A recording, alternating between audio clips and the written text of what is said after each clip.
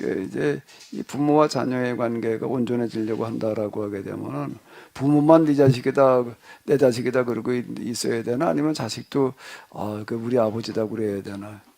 진짜 온전한 관계라고 한다면은 난 아버지인 줄도 몰라. 그러면 아직 그건 부모와 자녀의 관계라고 이야기가 관계는 살아있는 관계여야 될 거 아니에요. 죽은 관계가 아니라 자녀 관계다라고 할 때는 부모도 이건 내 자식이다 생각을 해야 되는 거고 자식들도 아이고 우리 아버지다 엄마다 그래야지 그게 부모 자식의 관계지.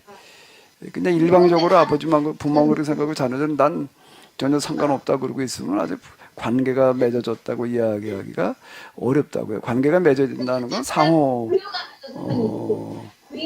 관계잖아요. 좀 조용히 좀 해요. 다 얘기하지 마라. 그 예배 시간이에요. 자, 상호 관계이기 때문에 양쪽에 다 이제 서로 같은 의식을 이제 가져야지 이렇게 되는 건데, 그러니까 아직 하나님 믿지 않는 사람들은 하나님과 어떤 부모와 자녀의 관계다라고 말하기가 어렵다고요.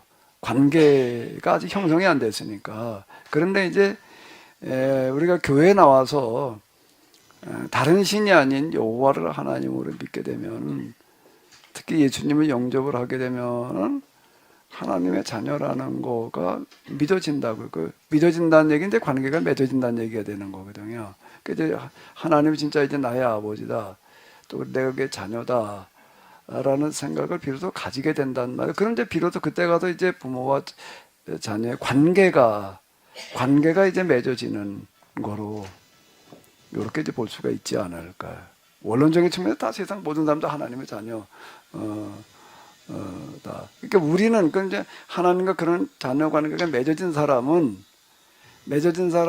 나뿐만 아니라 세상 모든 사람도 하나님의 자녀다. 그러니까 그들 똑같이 하나님 입장에서 이제 볼 때에는 다 정말로 하나님의 자녀가 되고, 그리고 올바른 행복한 삶을 살기를 바라신다. 그렇게 이제 만들어진다. 그러니까 전도라는 것도 그래서 우리가 하는 거고, 전도뿐만이 아니라 우리가 세상을 좀 바르게 만들어야 된다는 것도 이제 다 그런 거라고 이렇게 볼 수가 있겠죠.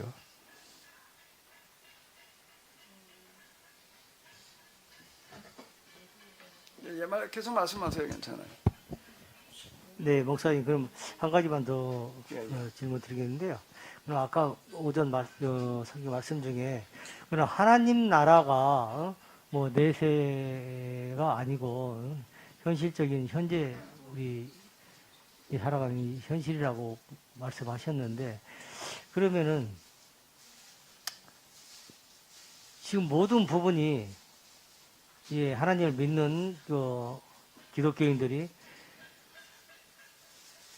하나님 나라를 지금 다 꿈꾸고, 물론 이제 부족사 신앙으로 그렇게 기복 신앙으로 신앙생활을 뭐 해왔고, 또 몰라서 또 그렇지만은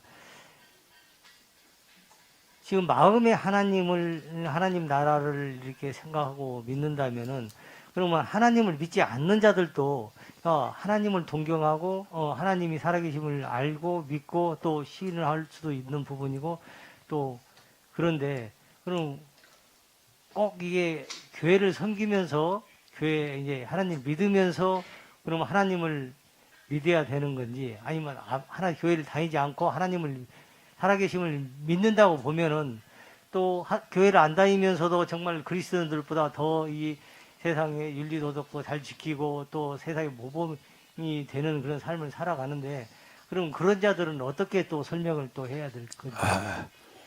네. 이제 경주 최고자 얘기하는 거 보니까 가훈이 몇 가지가 있더라고요. 그 중에 하나가 뭔가라고 하게 되면은, 네가 살고 있는 데서 백리 안에 굶는 사람이 없게 해라. 백리 안에, 네 동네도 아니고 백리 안에 굶는 사람이 없게 해라. 이래가지고 뒤줄을 항상 대문 앞에다 놓아가지고 뒤에다 늘 쌀을 채워놨다. 뒤에 구멍을 꺼내 놓아가지고서 누구든지 와가지고서 쌀을 이제 가져다 이렇게 먹게 했다. 왜? 가훈이 뭔가라고 하게 되면은 백리 안에 굶는 자가 없게 해라. 이제 그렇게 쓰여지는 쌀이 1년에 1000석이었다. 뭐 이렇게 얘기를 하더라고요. 삼천석을 갖다가 천석은 거기다 쓰고 천석은 오는 손님 접대하고 천석은 집안 유지하는 데 쓰고 뭐 이제 그랬다라고 이렇게 얘기를 하고 그 집안에 누구든지 찾아오게 되면은 밥과 반찬이 똑같았다. 조개 한 마리에다가 밥에다가 조개 한 마리, 반찬도 조개 한 마리 해가지고서 이렇게 대접을 했다. 그렇게 대접을 하는데 천석이 들어갔다. 1년에 이제 이렇게 얘기를 해요. 자, 이런 사람이 진짜 있다. 그러니까 일제 때는 그 후손들이 그 정신을 이어받아가지고 독립 자금을 대다가 파산을 했단 말이야. 독립자금 내다가 후손들 파산했다 이렇게 얘기를 하더라고요. 그 우리 참 이런 소리를 듣게 되면은 참 이 사람은 구원 받을 사람인가 못 받을 사람인가 사실 이런 생각을 하게 된다. 아무리 기독교인들 가운데 그만한 삶을 산 사람이 몇 돼. 백리 안에 굶는 사람이 없게 해야 된다는 생각을 가지고 산 사람이 있기는 하나? 그냥 말만 그러는 게 아니라 진짜 그렇게 했단 말이야. 백리 안에 굶는 사람이 없게 하는 삶을 살았다. 뭐 경주 최부자 그 드라마라도 전에 이제 만들어지고 뭐 이제 그랬잖아요. 자, 그래 이런 사람과는 구원 받은 거냐 아니냐. 이제 우리가 이렇게 의문이 이렇게 된다.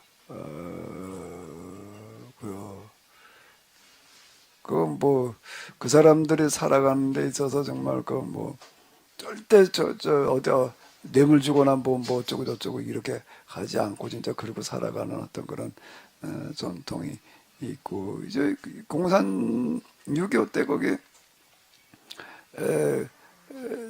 그건 경주인데 거기까지도 공산주의자들 내려와가지고 지주들 다 처형했잖아요.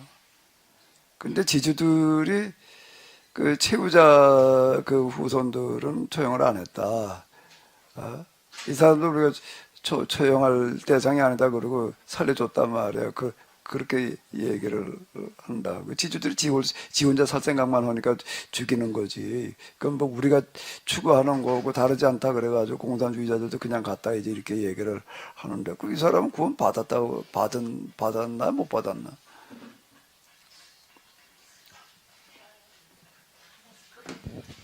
오늘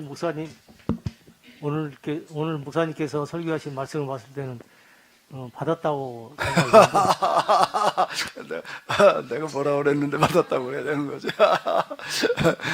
진상 입사님 진상을 좀 얘기를 해봐요. 진상 입사 이름이 진상이. 김준수 장로님한테 물어보라고요. 김준수 장로님, 그 경주 최부자 같은 사람은 구원 받았어요, 못 받았어요?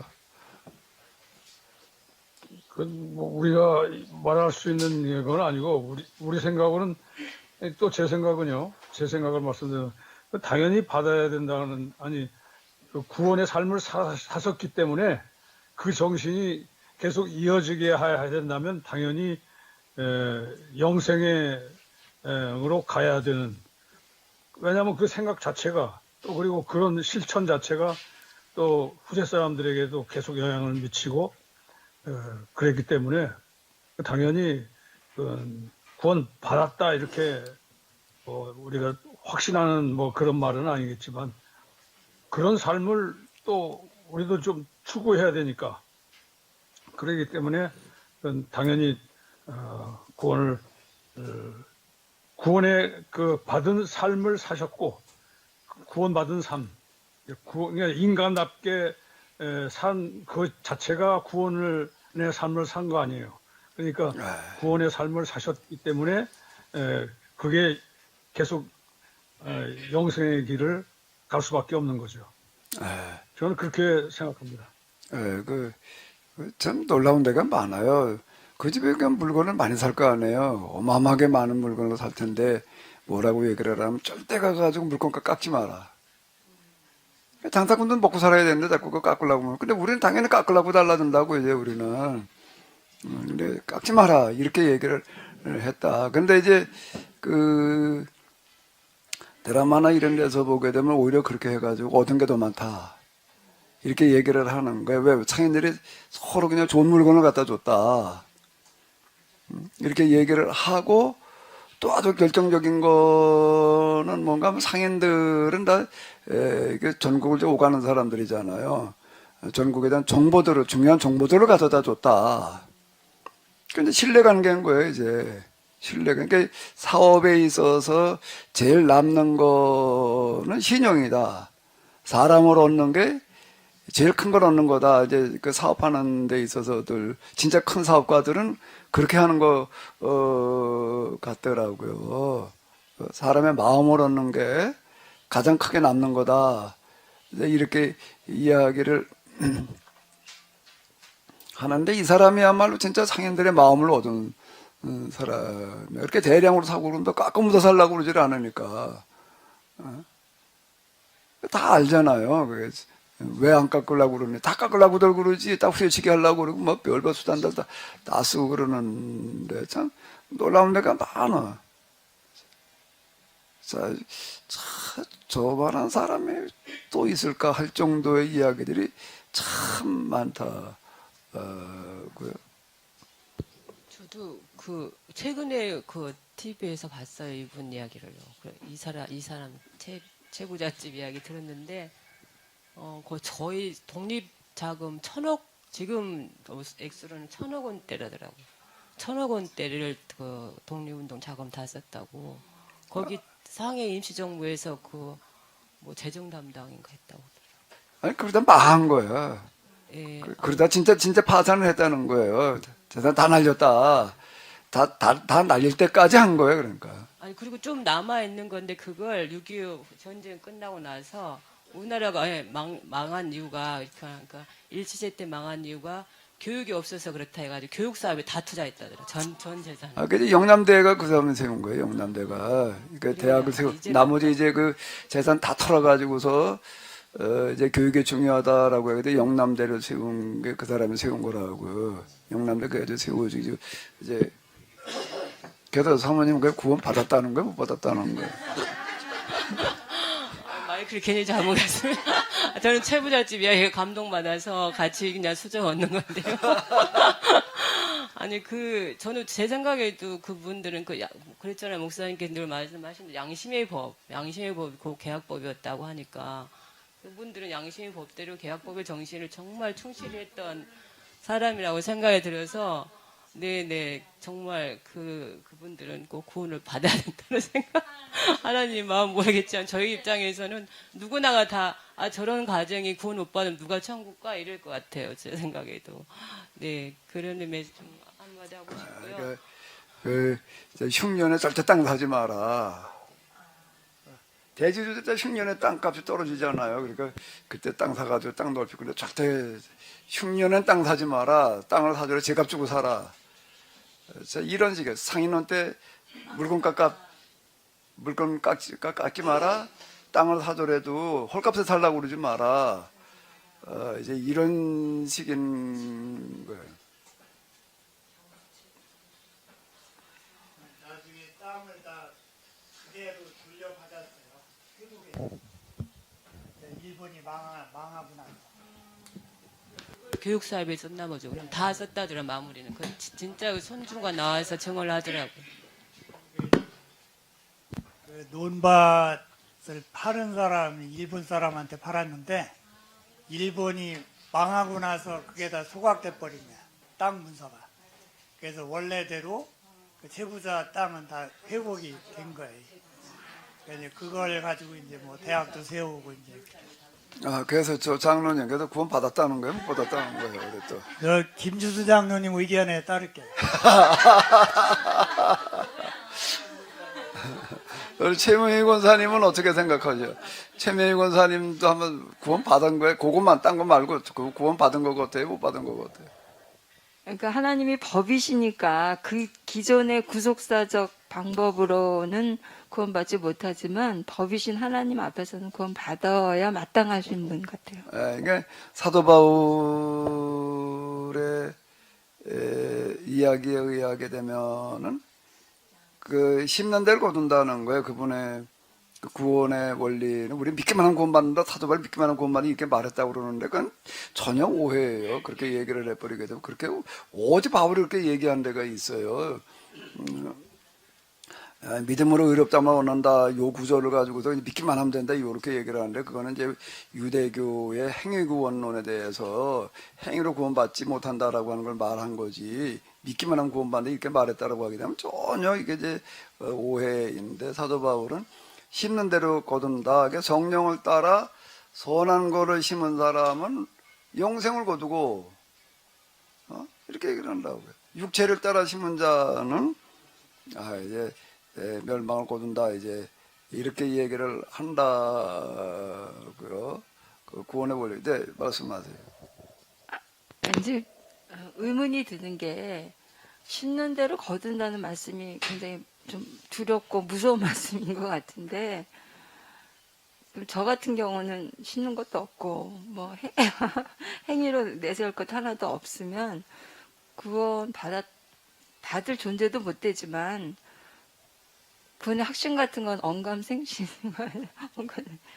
그죠? 그렇게 되는 건가요? 못 받죠. 받은 게 아니라 못 받죠. 당연히. 저 같은 경우는.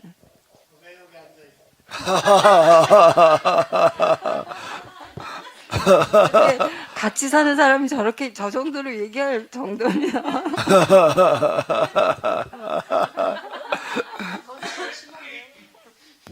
네, 목사님, 그럼 한 가지만 더 여쭤보겠는데요. 사실, 물론 이제 지금 신앙보다도 되게 보면은 이제 모태 신앙, 또 부모의 믿음으로써 되게 이제 우리가 이제 세상적으로 이제 얘기를 나눌 때 보면은, 부모님들의 기도와 부모님들의 헌신으로 자녀들이 복 받는다. 이제 그런 얘기들을 이제 가끔 듣고 또 그렇게도 저도 얘기를 하거든요. 사실 뭐, 얼마 전에 이제 이 자리를 빌어서 이실 듣고 말씀을 드리는데 제가 사회 모임이 있는데 코로나 전에 뭐 또 그 사회 모임 또 뭐 회장을 하라나 뭐 하나 그래서 제가 회장을 하다가 코로나 때문에 계속 네 모임을 이제 자주 못 가져서 1년 연장해서 이제 지지난달에 이제 인수인계를 해주기 위해서 이제 뭐 마지막 뭐 여행을 가자고 그래서 나는 일요일날 이제 주일날 교회를 가기 때문에 당연히 이제 참석을 못하는 걸로 알고 또 이제 지금 굉장히 망설이는 거예요. 그래서 지금 제가 거기서 또 나 때문에 그 모임이 또 이렇게 못 나가게 여행을 못 가게 된다는 게 좀 굉장히 곤란하더라고요. 그래서 제가 이제 조건을 걸었어요. 그러면 좋다. 내가 참석을 할 테니까 거기 가서도 그 가까운 교회에 예배를 드리자. 그래서 좋다는 거예요. 그래서 그 조건으로 제가 우리 팀들과 같이 이제 여행을 갔거든요. 여행을 가면서 사실 또 가다 보니까 또 이제 뭐 막걸리도 한 잔씩 하고 하다 보니까 이제 늦잠 자니까 이제 사실은 못 갔어요. 못 가서 이제 또 다른 장소로 이동을 하다가 이제 제가 이제 우연찮게 교회에 대한 얘기를 이제 나와서 얘기를 했거든요. 근데 사실 현실적으로 뭐 목사님께서 말씀 많이 하셨듯이 세상 사람들이 정말 교회 알기를 너무나 우습게 알고 이 교회에 대한 지탄을 너무나 많이 합니다. 그래서 전에 목사님께서 하신 말씀을 저도 한번 이제 컨닝을 해서 써먹었거든요. 그 자리를 빌어서 내가 교회를 다니지만 정말 이 자리를 빌어서 교회에 다니는 그 대표로 내가 정말 사과한다. 모든 그리스도인들을 대표해서 정말 사회에 본인이 되지 못하고 정말 사회에 어떤 모범이 되지 못하고 사회에 도움을 못 줘서 정말 죄송하다.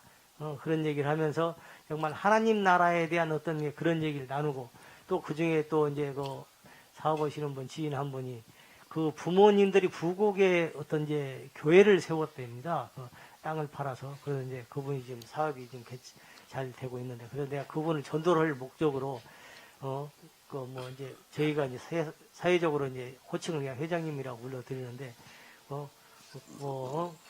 K 회장님은 부모님의 그 헌신과 교회에 대한 헌신과 그 믿음으로 지금 이 K 회장님이 지금 복을 받고 있습니다. 그래서 이제 그런 얘기를 하면 대개 보면 이 헌금에 이게 많이 이 시험들이 걸려 있고 들려 있고 이 교회 헌금에 대해서 부정적으로 생각을 하는 그런 경우가 많이 있어요. 그래서 제가 헌금도 헌금에 대한 어떤 우리 11조에 대한 그 얘기도 내가 정확하게 전달했고 예, 그런 얘기를 나누면서 얘기를 했는데 그러면 그분들이 정말 그 부모님의 헌신과 부모님의 그 어떤 노력으로 또 교회를 건축했기 때문에 그 자손들이 복을 받는 건지 그러면 지금 뭐 그 축복이 언제까지 이어질지는 모르지만 그 복이 그러면 어떤 그 우리 구원하고도 연결이 될 수 있는 건지 아니면 말씀에서 얘기했듯이 어떤 믿음은 개인의 믿음으로 이렇게 어떤 그 못을 박아야 되는 건지 그 부분이 좀 궁금합니다, 목사님. 예, 그럼 네, 권사님이 한번 얘기를 해봐요. 부모님이 사례를 털어서 교회당을 짓고 많이 이제 어쨌든 신앙생활 열심히 하고 기도를 하고 그래서 그 후손이 나의 복을 받은 걸까? 받는다고 그래야 될까? 아, 제가 얘기는 그렇게 했습니다. 예, 부모님의 그 헌신을 통해서. 이제 그건 듣기 좋으라고 한 소리고 이제 예, 맞습니다. 듣기 좋으라고 이제 한 얘기고 전도 목적으로 하신 얘기고 조 권사님의 진짜 생각은 뭐예요? 그렇게 해서 진짜 복 받은 걸까? 그렇다고 그래야 될까? 그 부분도 조금 있지 않을까 저는 그렇게 생각합니다, 목사님. 그러면 전혀 이제 없지는 않을 예, 거라고요. 그렇게 부모님들이 신앙도 열심히 한 사람들은 다 복을 받아가지고 있는가? 어? 이제 이것도 또 이제 우리가 의문이 드는 거고, 진짜 그렇다면은 그 자식들은 다 복 받아가지고 잘 살아야 될 거 아니에요, 건강하게. 근데 다 그러냐? 그렇지도 않고, 대표적인 게 뭔가 뭐 이영도 목사님, 그 일제 때, 이제 대표적인 아주 훌륭한 목사님 가운데 한 분이에요. 근데 그 후손들은 교회를 안 다니거나 뭐 그 정도예요. 왜 그럴까? 교회도 안 나가고 싫어할 정도가 되는 거예요. 아버지가 너무 이거 가지고 얘기를 하셔, 얘기를.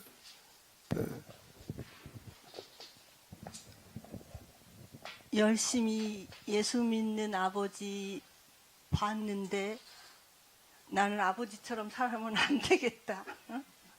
막 그런 뭐가 있었나 보죠. 그래서 이영동 목사님 가난한 사람도 돌보고 어쩌고 저쩌고 하고 그런 거 뭐 물러나고 그러고 하는데 그렇게 하다가 보니까 자기 너무 힘들게 산 거예요. 너무 힘들게 산 거예요. 아버지가 그런 훌륭한 목사님에다가 보니까는 훌륭한 목사님의 자녀들일수록 아버지를 본받아가지고 아주 훌륭한 신앙을 가지기보다는 반대로 가는 경우들이 많아요.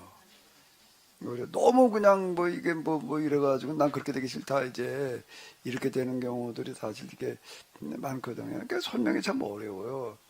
이런 부분들이.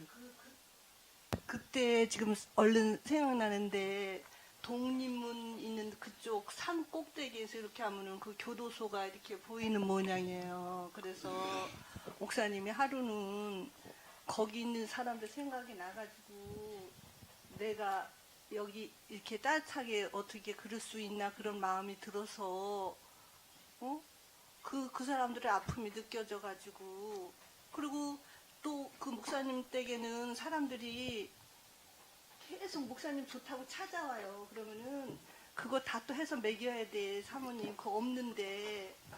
그래갖고 너무너무 그러니까 그 자식들이나 사모님 입장에서는 이놈의 남자는 어떻게 이러나 싶어가지고 아주 머리를 절레절레 흔들고. 누구 이영도 목사님 얘기예요 지금? 난 너 목사님 그랬던. 너 목사님 얘기를 하나 그랬더니 이영도 목사님 얘기를 하고요. 그러니까 오히려 그 후손들은 너무 힘들어가지고 진짜 애국자 일제 때 독립운동했던 그 후손들 보게 되면은요 다 불행해졌어요. 거기다가 집안이고 뭐고 다 돌보지 않고 그냥 돈 다 털어가지고서 독립자금에 쓰고 그다음에 아주 잘 살던 그런 사람들이 거지된 경우들이 허다해요. 아까 최부자도 이제 다 파산했다. 그 후손들은 다 불행해진 경우들이 허다한데 그 진짜 신앙인들 가운데 그런 사람들이 있다고요. 그러니까 그 후손들 가운데 난 싫다 이러고 돌아서는 경우들도 오히려 있어요. 아버지가 부모가 홀연신해 당연히 자식들도 그렇겠지. 근데 오히려 그렇지 않은 경우들도 많다고요. 우리 오장이 나는 그런 경우들이 그러니까 설명이 우리는 참 이렇게 어려운 거예요. 이게 이제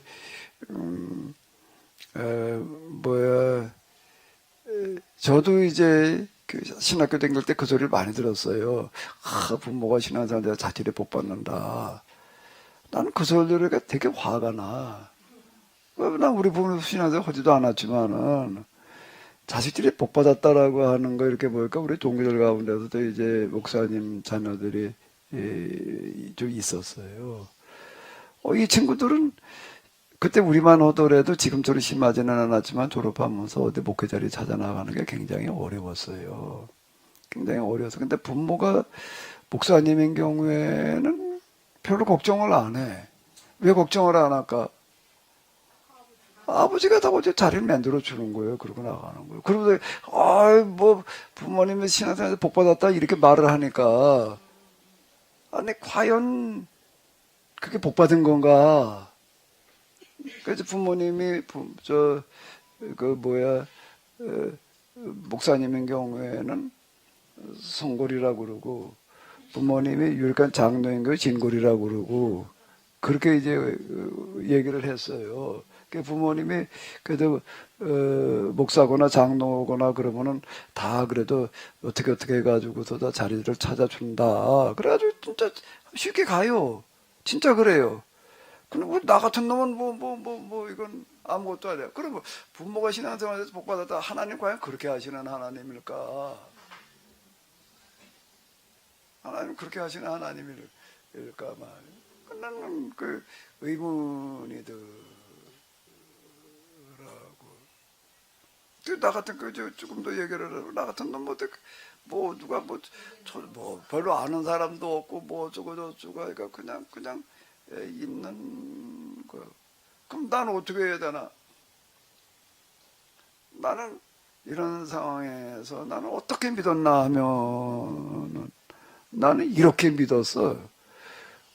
진성 입사님 어떻게 믿어야 될 것 같아? 이런 상황에서. 이런 상황에서 어떻게 믿어야 될 것 같아? 진상을 얘기해봐요. 제 생각을 아니고 목사님 들은 거 같아요. 진짜 하나님이시라면 나를 갖다 쓰시겠지. 나는 뭘 믿었나 하면은 부모가 잘 믿으면 복 받는다라고. 그건 나만 봐도 모순이야. 그렇게 얘기를 하러 들게 되면은. 아니 성경에도 있어요. 신포도를 먹었어요. 누가 쉬어야 돼? 먹은 놈이 이빨이 쉬어야지. 그 자식이 쉬면은 부모가 먹은 포도 때문에 자식이 쉬다 그러는 게 말이 되냐? 이제 그렇게 얘기하는 구절이 어디 이제 이렇게 있어요. 그건 그렇게 말하면 곤란한 얘기다 말이야. 부모가 잘못해가지고 자식은 이제 개판이어도 그냥 못 받는단 말이야. 이런 논리라고 한다면은 그게 결정됐다는 얘기인데 그건 아니고. 그래서 저는 그 판에 어떻게 생각했는가 하면 나는 그렇다고 뭐 여기저기 신학교 졸업하고 뭐 자리 뭐 어쩌고 저쩌고 할 때 일절 내가 움직이질 않았어. 누구한테 찾아가도 뭐 어쩌고 저쩌고 뭐 도와달라고 뭐 어떻게 해달라는 말라 한마디도 난 일부러 안 해. 할 사람도 없지만은 안 해. 그러면 나는 이렇게 생각을 하는 거예요. 정말 하나님께서 살아계시다면 그리고 그 살아계신 하나님이 정말 나를 부르셔서 그래도 이걸 신학교를 다니게 하셨다면은 하나님께서 불러다 쓰실 거 아니에요. 그래야 되겠죠? 근데 하나님께 불러다 쓰시나 안 쓰시나? 그때까지는 안 쓰셨어요. 안 썼어요. 뭘 하나님께서 안 부르시더라고. 뭐. 하나님께 안 부르시는 거예요. 몇 년 지나가도. 그럼 어떻게 해야 돼? 나는 기다리지. 이게 뭘 기다려? 기다릴 것도 없어. 왜?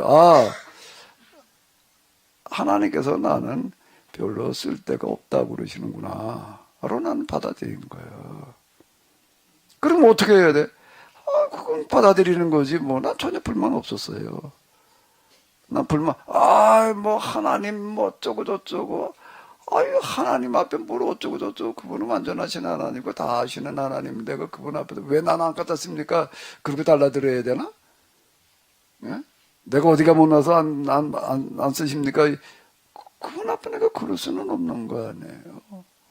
나는 오히려, 감사합니다. 큰님 더럽습니다. 그 길을 간다는 게,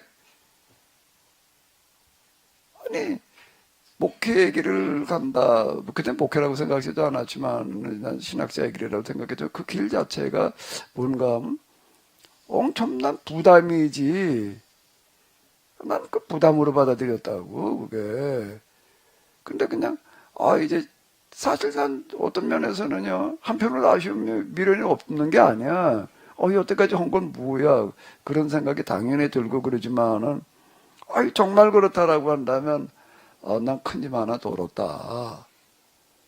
난 진짜 그렇게 생각하는 거예요. 진짜 그렇게 생각하고, 그러고, 있는 거예요. 나 불만 없어요. 이제 뭐 어떻게 살아가면 되나. 그냥, 볼이나 키워도 되고, 그때는 볼 그것만 가지고도 이게 먹고 살 만한 거, 나름대로 그런 방법을 이제, 이렇게 좀 찾아놓은 게 있으니까, 거기 있는 데서 강남에 20분 거리, 그때 교통체증 없을 때 얘기니까, 생노열제리를 만들어가지고 매일 아침 배달하는 방식으로 한번 해보자 말이야. 생으로다가 이제 뭐 이러는 거. 그 로얄젤리라고 하는 게 놀라운 데가 있어. 60 넘은 할머니들도 그거를 일정 기간 먹게 되면 다시 생리가 시작돼. 그건 누구만 그러는 게 아니라 그만한 뭔가가 거기에 이제 이렇게 있다. 난 불만 없었어요. 근데 어느 날 그 지방 감면사님이 이제 불러서 이제 갔더니 나보고 책임지래. 책임지라는 게 뭔가 하게 되면 후배가 하나 와서 뭐 목회를 해야지 군목으로 가는데 안수를 받으려면 감리교회에서는 목회를 해야지만 안수를 받아요. 그러니까 저기도 뭐 목회할 자리가 없다. 근데 내가 이 동네에 있다 그러니까 그 동네 아직 교회가 없으니까 뭐 어쩌고 저쩌고 해가지고 내가 이제 감리사님한테 데려가서 인사시키고 뭐 방을 하나 얻어줬다고. 그래가지고 그냥 방 하나 얻어주고서는 그냥 1년 있다가 이제 안수받고 갔어요. 교회는 하나도 없어. 그 하나도 없으니 어떻게 주여 어머니 보고 다 앉아 계시라고 그랬지, 이제. 혼자 어떻게 주일라고. 한 사람이라도 있어야지 뭘 어떻게 할 거 아니야. 이제 1년 있다가 이제 문을 닫아야 될 판이야, 이제. 그 감리사님 다 불러가지고, 야, 네가 주소했다가 교회를 1년 있다가 문 닫을 수는 없고, 네가 책임져라. 이러는 거야. 그 책임져야 돼, 말아야 돼. 그래가지고 이제 시작이 된 거예요. 내가 누가 부르게 누가 불러 하나님께 불러다 쓰시지도 않더라고. 어쨌든 그래가지고 이제 시작이 돼가지고서 내가 거기서 하나님 시험을 한 거예요. 그러니까 지금 돌이켜놓고 보게 되면은 그게 하나님께서 날 불러다 쓰신 거였어. 그리고 거기서 지금 내가 얘기하는 그런 이제 경험들이 일어나가지고 여기까지 이렇게 오는 거라고.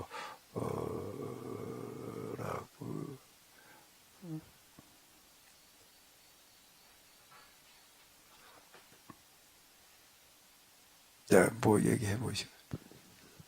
네, 오늘 오전 말씀을 통해서 다시 한번 그 상속자 의식에 대해서 좀 생각해보는 시간이었는데요.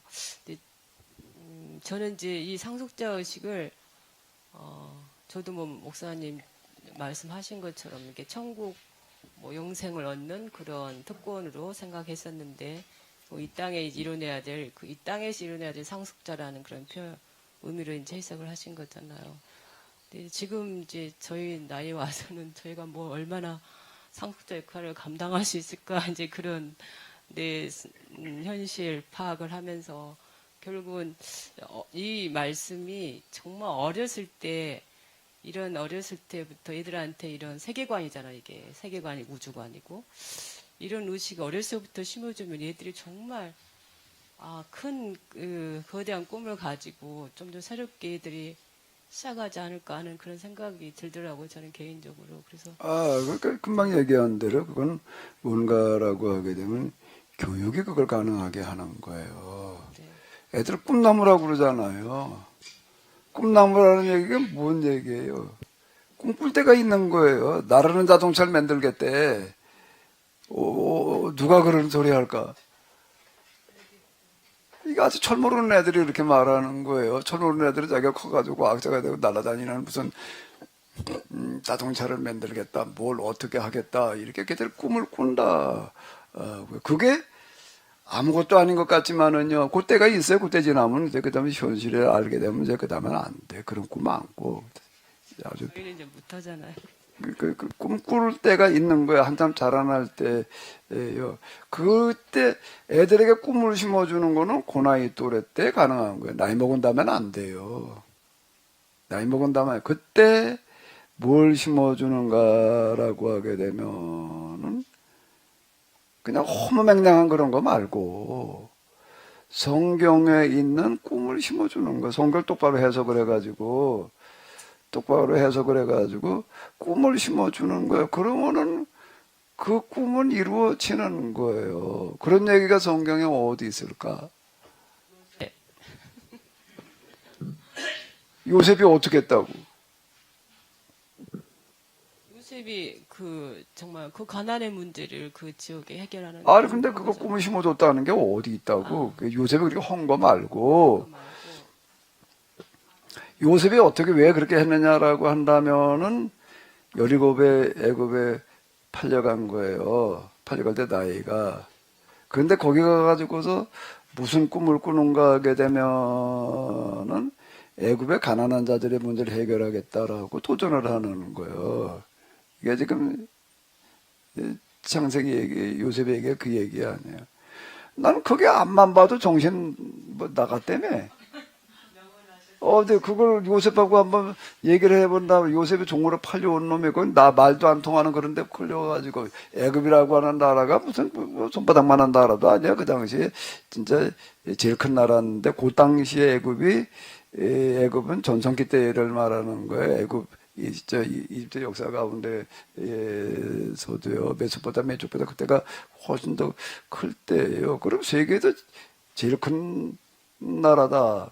그 당시 물론 또 동양의 때 뭐 이쪽에 어땠는지 모르지만 어쨌든 이제 그렇게 볼 수가 있는데 아니 세상에서 제일 큰 나라에 가가지고서 그 나라의 가난의 문제를 해결해 보겠다. 그 종으로 팔려온 놈이 그러고 있다면은 그게 제정신이야? 정신이 나가는 게 정상이에요. 그러니까 이게 정신이 나가야 돼요. 정신이 나간 거죠. 그게 어떻게 제정신이냐고. 자, 그런데 그걸 실현해 나가는 거예요. 그럼 그게 어떻게 가능했느냐라고 할 때에 대한 대답은 우리가 어디서 찾아야 되나? 그래도 요셉이 어떻게든 그런 생각을 했다는 거에 대해서 이런 방법도 없어요. 침묵이야. 근데 완전 침묵이 아니야. 은폐 함축 암시의 방법으로 말하고 있어요. 그게 뭘까요? 은폐 함축 암시의 방법을 말하고 있는 게 뭘까? 그게 얘기해봐요. 뭐예요? 아니 늘 조건사님이 아까 그 부모가 잘 이제 신앙생활이라든지 어떤 교회에 물질을 심으면 자녀들이 잘 된다고 하는 그런 이제 이야기 속에서 지금 목사님 말씀하시는 거는 이제 저는 늘 아브라함의 그 축복의 통로가 되는 길을 이제 주로 이제 많이 이제 집에서 아이들하고 이제 나누기도 하거든요. 그러면 요셉이 그렇게 됐었을 거는 결과적으로 아까 우리 이화숙 사모님이 말씀하신 대로 그 교육을 통해서인데 결과적으로 아브라함이 꿈꿨던 거를 이삭이 이어가고 이삭이 이어간 거를 야곱이 이어가고 야곱을 통해서 그렇게 4대 만에 요셉이 이제 그걸 실현해 가는 그런 그 축복의 통로가. 네, 그러니까 뭔가 하면 아브라함의 하나님, 이삭의 하나님, 야곱의 하나님이라는 거는 부모가 신앙생활 똑바로 자식이 복 받는다는 얘기는 맞는데, 원론은 맞아요.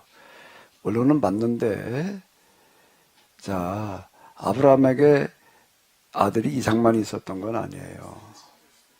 야곱에게도, 이삭에게도 야곱만 아들이 있었던 건 아니고, 그러면은 부모가 신앙생활 잘하면 자식이 복 받는다라는 그런 이야기는, 그럼 왜,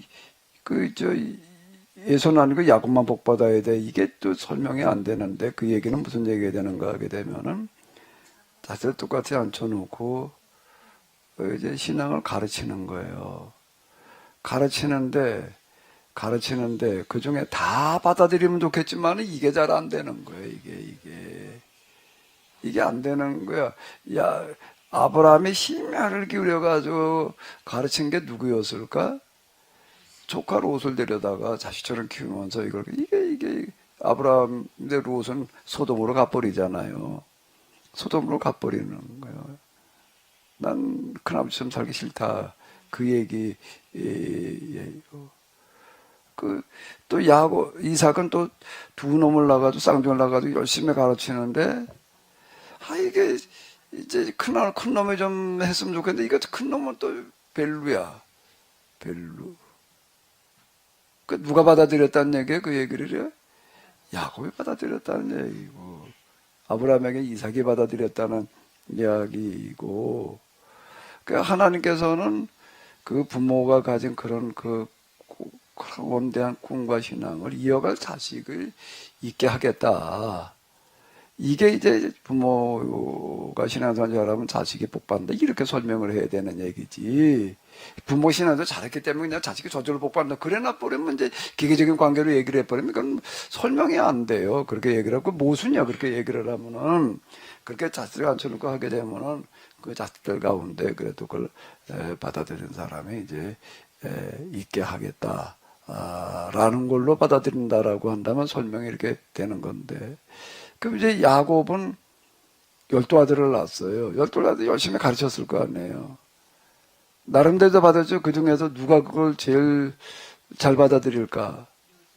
요셉인 거예요. 그러니까 누굴 더 사랑하려고 그럴까? 요셉, 채색 옷을 입혀서. 요셉을 사랑했다는 얘기 속에 뭐가 들어가 있는가라고 하게 되면, 거기 노년에 낳은 아들임으로 요래놨어요. 그러니까, 근데 그게 설명이 안 돼요. 그건 이게 아니다라고, 노년에 낳은 아들임으로 요셉을 사랑했다라고 써놓고, 노년에 낳은 아들이기 때문에 사랑한 게 아니다라는 말이야. 그 말을. 그렇게 읽으면 안 돼. 왜?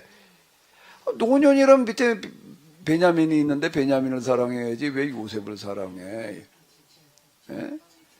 막내가 있는데, 막내가 없다면, 요셉이 막내였다면은, 그럼, 근데 막내가 아닌데도 불구하고, 노년에 낳은 아들임으로 요셉을 사랑했다라고 기록이 되어져 있는데, 쓰는 사람 입장에서는, 야곱이 요셉을 사랑한 거는 노년에 나와서가 아니라 다른 이유가 있어. 요렇게 읽어야지 이게 맞는 이야기가 되는 거예요. 뻔히 보이잖아, 이거는요. 조금만 생각하면 알아. 근데 우리 노년에 나와서 그냥 좋아했나 보다 말이야.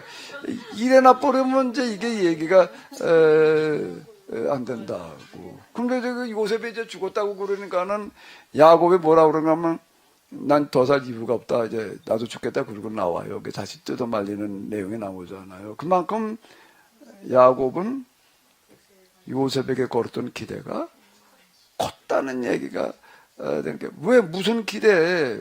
장자가 있는데 루벤이 이거 뭐 이래야 되지? 왜 거긴 뭐 좋아하는 여자가 있고 뭐 억지로 결혼한 여자가 있으니까 뭐 그거 가지고도 설명이 안 되는 거고. 그 요셉은 남달리 야곱이 얘기하는 걸 잘 받아들였다는 이야기가 돼. 그때 그에게 뭐가 심겨지는 거예요? 받아들인다는 얘기는 꿈을 꾸는 걸 말하는 거예요. 아브라함은 누가 죽을 때까지 꿈을 꾸는 사람이야. 세상 모든 사람들 복받게 돼야 된다고 그러고 있는 사람이야, 이게. 그게 아브라함의 계보예요. 아브라함이 이삭을 낳고 이삭이 야곱을 낳고 이삭 다 이런 사람들이었다. 꿈꾸는 사람들이었다. 이 얘기가 되는 건데, 그런데 그게 이삭 때 와서 이루어지든지 야곱 때 와서 이루어지든지 또 이제 상황이 때가 이제 맞아야 돼. 왜 그럼 그때 와서냐라고 얘기를 한다라고 할 때에는 그 얘기가 어디에 있지요? 왜 그러면 왜 요셉 때 와가지고서일까라고 하는 그런 얘기들이라고 하는 거가 이제 여기 뭔가 하면 창세기 15장에 이제 이렇게 보게 되면은 나와요. 아브라함과 계약 맺는 그런 이야기들 가운데에서 네 자손들이 400년 만에 이 땅으로 돌아와야 된다. 근데 이는 아직 아모리 족속의 지약이 가득 차지 않았기 때문에 물국 필반인데 이제 이때는 뭔가 지약이 가득 찬다라고 약탈 전쟁의 결정에 이르렀을 때를 말을 하는 거예요. 400년이야, 400년. 400년.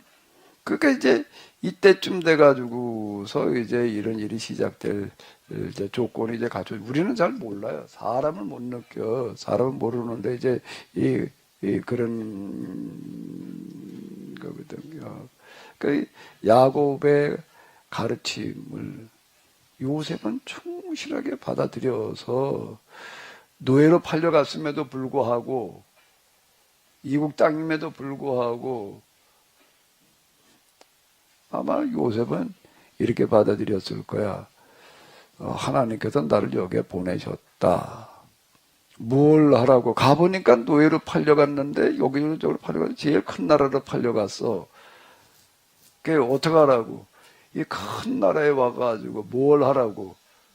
아브라함이 꿈꾸던 거 세상 모든 사람들 복을 받으리라라는 그 꿈을 나보고 실현하라고 여기에 보내셨다라고 받아들였을 거예요. 그리고 방법을 찾는 거예요. 그리고 가만히 앉아 있어도 제대로 되는 거 아니에요. 그러면은 가만히 있자. 이 사람들을 복받게 하려면 어떻게 해야 될까? 가난한 사람이 없게 하려면 어떻게 해야 될까를 연구하는 거야. 방법을 찾는 거예요. 구하라, 찾으라, 두드리라. 방법이 있어요. 항상 방법이 있어요. 그 방법을 찾아가지고 이제 마스터 플랜을 만들어 놓는 거예요. 아, 요렇게 하면은 되겠다. 요렇게. 내가 이제 마음의 일치에서 방법의 일치라고 얘기를 하는 건 이걸 얘기를 하는 건데, 방법을 다 찾아놓고서 있는 거. 그럼 그 다음엔 어떻게 해야 되나? 그 다음에 하나님께서 그 방법을 써먹을 수 있도록 하나님의 방식으로 길을 여시는 거예요. 그게 바로가 꿈을 꾸는 거예요. 해몽할 자가 없고, 또 바로라는 사람도 평범한 사람은 아니에요. 그건 하나님께서 이제 그런 사람 갖다 맞춰놓는 거예요. 그건 사람은 못 맞춰, 그거는. 하나님께서는 그게 섭리라는 거는 하나님 섭리를 이제 그런 바로를 만나게 하고 아무나 그 정권을 남겨주나? 그건 어려운 얘기예요. 뭐 역적질하면 어느 순간 나라 뺏기는데. 근데 요셉에게 전권을 맡길 수 있는 그런 왕을 또 만나는 어떤 이런 거. 그래가지고서 그게 온 애굽을 가난이 없게 하는. 그 요셉의 이야기를 어떻게 해석하느냐는 것도요. 그것도 은폐함 쪽 암시적인 방식으로 해결하지 않으면요 총리 돼가지고서 꼭 그런 얘기도 있어. 저 형들한테 절 받으면서 뭘 생각했더라? 옛날에 꿈을 생각했더라. 그래 놓으니까는 꿈이 이루어져. 곡식단들이 와도 저라는 그 꿈이 이루어졌다라고 생각을 했다.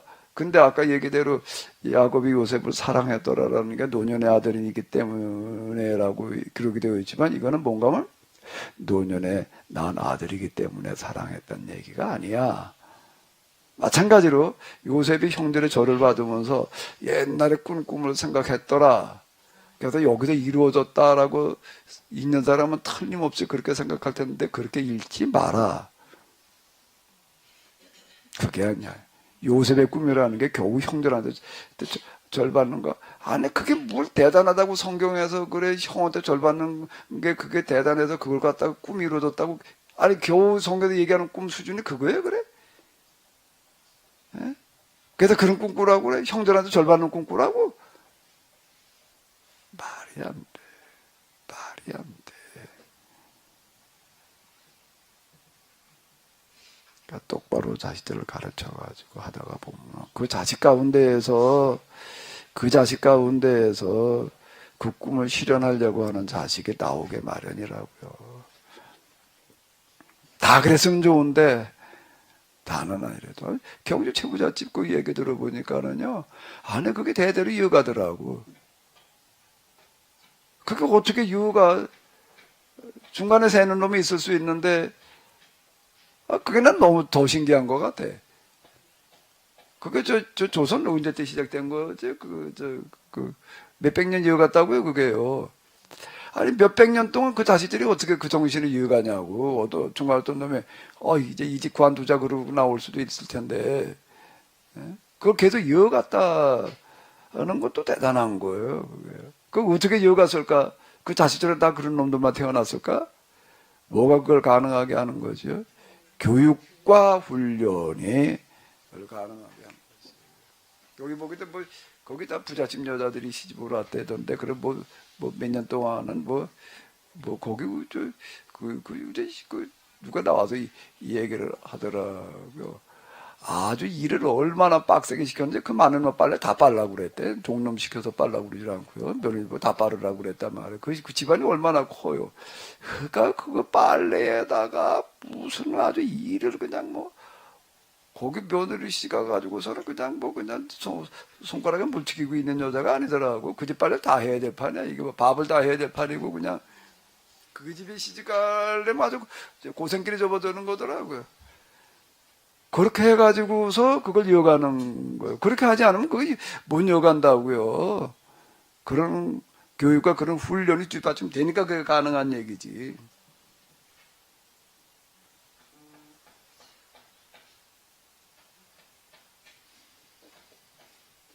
교육이에요, 교육. 그것도 조기 교육. 애들 때 꿈을 심어주는 거가 그 꿈이 실현되어지는 거예요. 이화숙 사모님 지금부터 한번 해보지. 저도 지금 제 인생의 마지막 기대를 손주 교육에 지금 걸고 있습니다. 지금 하나님 앞에 가서 이거 해놓고 왔습니다. 아이고, 내놓을 수 있는 게 이거밖에 없구나 싶어서 지금 기도하면서 준비 작업하고 있습니다. 인생의 마무리를 그걸로 하고 싶습니다. 목사님한테 이제껏 배운 것대로. 애들 대상으로 해서 제가 몇 번 좋은 결과를 제가 체험을 했기 때문에 충분히 저는 이거에 대한 가능성을 가지고 있습니다. 이 그동안에 우리 기독교 신앙이, 기독교 2000년 역사의 신앙이 헛개비였던 거가 여러 가지로 우리가 얘기할 수 있지만 오늘 우리가 읽은 본문에 의하면 상속자 신앙이 없었다. 그걸 영적으로 자꾸 또 얘기를 해놓으니까 또 영적인 상속자래 세상에. 아니 영적인 상속자가 뭐야? 그 사람들을 밥상에 앉혀놓고 너 밥 먹을 때 오늘은 영적으로 먹어라 그래야 돼. 맨날 너 영적으로 먹고 살아라. 그렇게 밥 주지 말아야 돼. 그렇게 말하는 사람한테는 굶겨봐 어디. 그렇게 영적으로 먹으라고 영의 양식이래.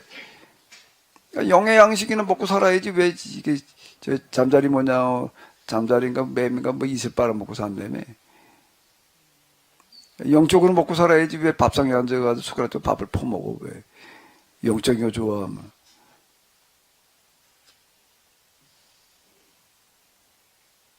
성경은 영적으로 해석을 하면 안 돼.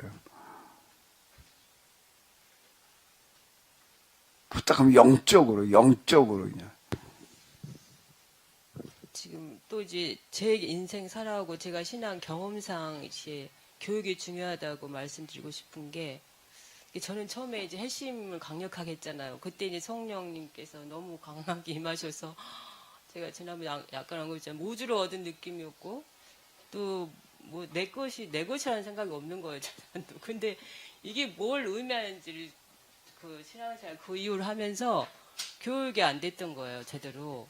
다른 이제 영혼 구원 쪽으로만 가버렸지, 이런 삶에서 이 땅에서 이런 것들을 구체적으로 어떻게 실현해야 된다는 교육이 없었기 때문에 방향을 완전히 체험을 성령님 임하셨을 때 정말 그때 오늘 말씀하신 것처럼 새 마음, 새 정신을 주셨어요. 근데 이걸 잘 해석을 하고 정리하고 이쪽 방향으로 쭉 가시면 좀 더 다른 인생을 살았지 않았을까 하는 그런 마음이 들더라고요. 그래서 결국은 그런 체험을 하고 그런 성령님께서 그런 마음을 주셨는데도 그 이후에 다른 이제 그 신앙 교육을 받고 쭉 와버리니까 또 인생 방향이 또 달라져 버렸구나 하는 생각.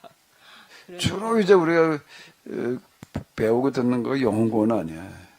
영혼구원. 그리고 경험해 보니까 그게 또 너무 그냥 대단한 것 같으니까 그냥 그것만 영혼구원에만 치중하다가 그냥 이 모양이 된 거라고 지금.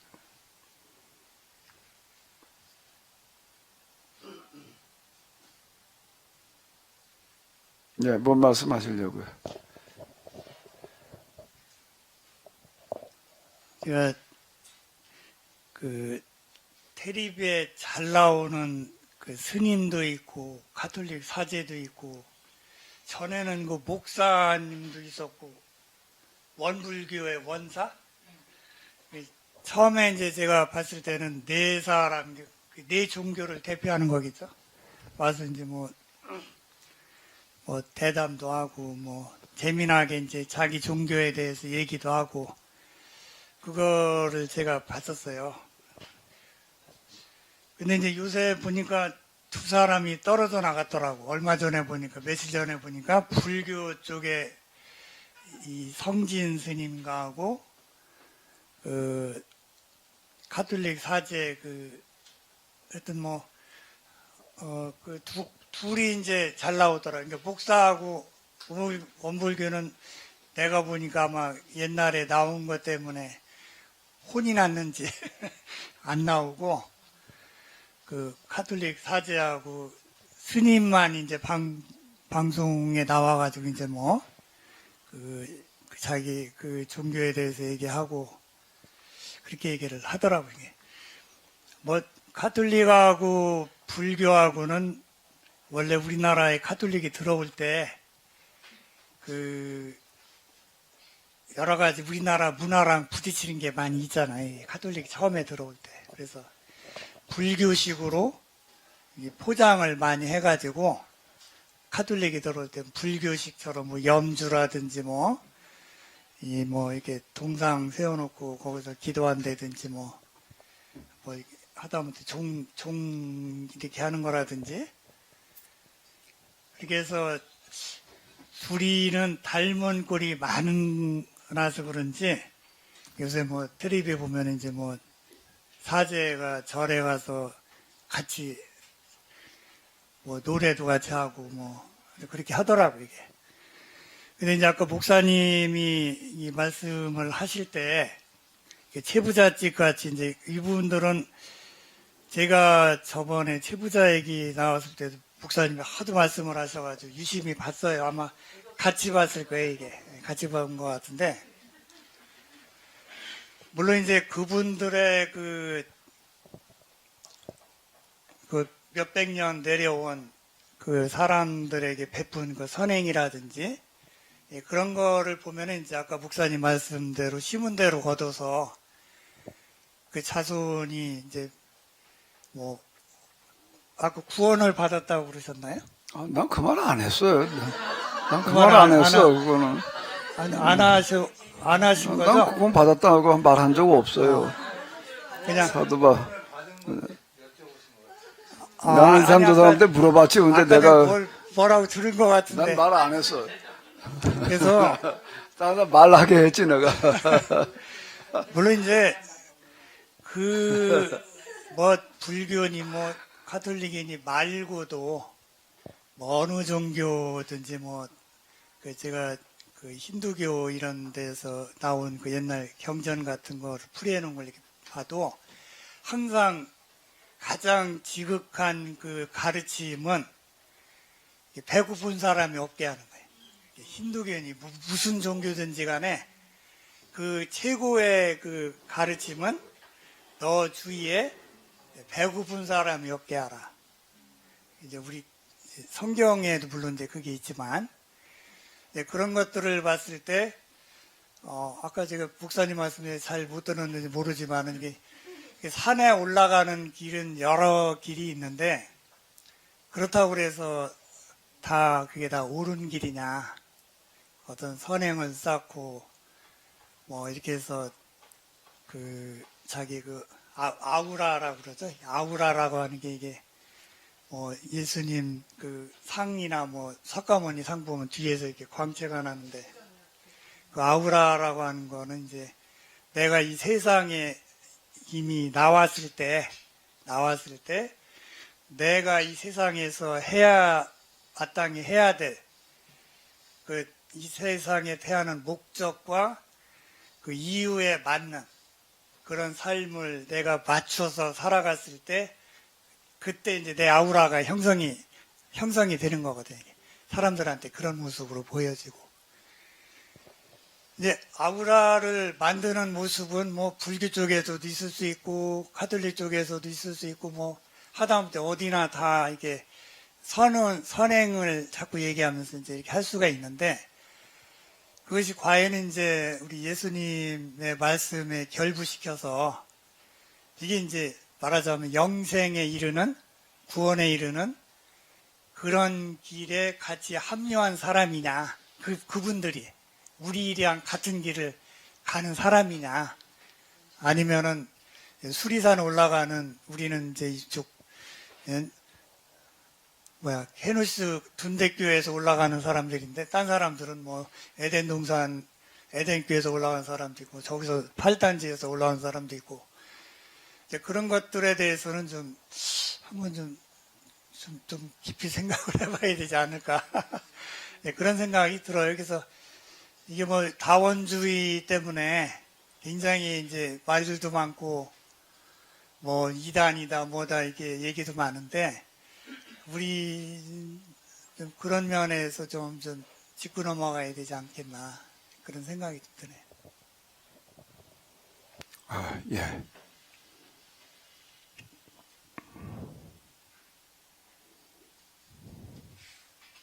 자, 노원사님 말씀하세요. 네, 목사님 지금 장로님께서 말씀하신 그 답변해 주시는 거 아닌가요? 나한테 질문하신 건가? 네. 난 질문하신 걸로 느껴지질 않아서. 나한테 뭘 질문하신 거지? 여기 각자 의논해 보자 그런 거예요. 그렇죠? 그래도 목사님이 한번 그 부분에 대해서. 근데 이제 채부자가 구원 받은 거냐? 그리고 다른 종교에서도 뭐 최고의 가르침 결국 가난한 굶는 자가 없게 하라는 얘기인데, 뭐 이렇게 이제 얘기가 나오고 이제 그러는데요. 구원의 길이라고 하는 거가 그리고 이 땅에 가난한 자들이 없게 하는 그 길이라고 하는 거가 이제 방법이라는 게 있어야 되잖아요. 구체적인 방법이라는 게 있어야지 되는데 그 방법이라고 하는 거가 이렇게 해도 되고 저렇게 해도 될 만큼 간단한 거는 아니라고요. 그건 제일 어려운 거예요. 제일 어려운 일이란 말이에요.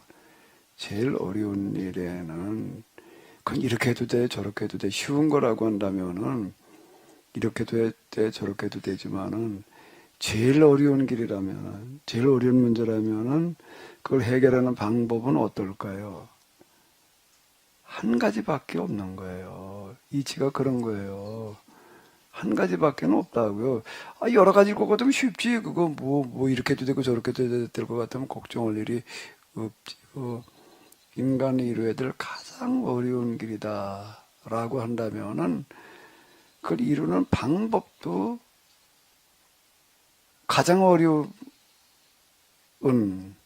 길이기 때문에 한 가지 방법밖에는 없는 거예요. 그런 거 많아요. 우리 뭐 수학 문제 풀이라든지 기타 등등에 있어서도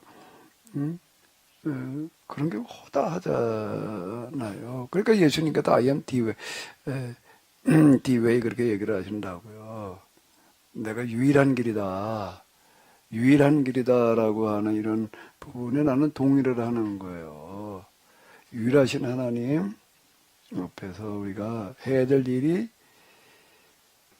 제일 어려운 그 이제 에덴 동산의 회복이라고 하는 어떤 이런 거라고 하는 거가 이제 먹고 사는 문제를 비롯한 여러 가지 사람을 참 행복하게 이 땅에 하나님 나라가 실현되어지게 하는 그 일이라고 하는 거가 이렇게 해도 이렇게 해서도 되고 저렇게 해서도 될 정도라고 한다면은 제일 어려운 게 아니죠.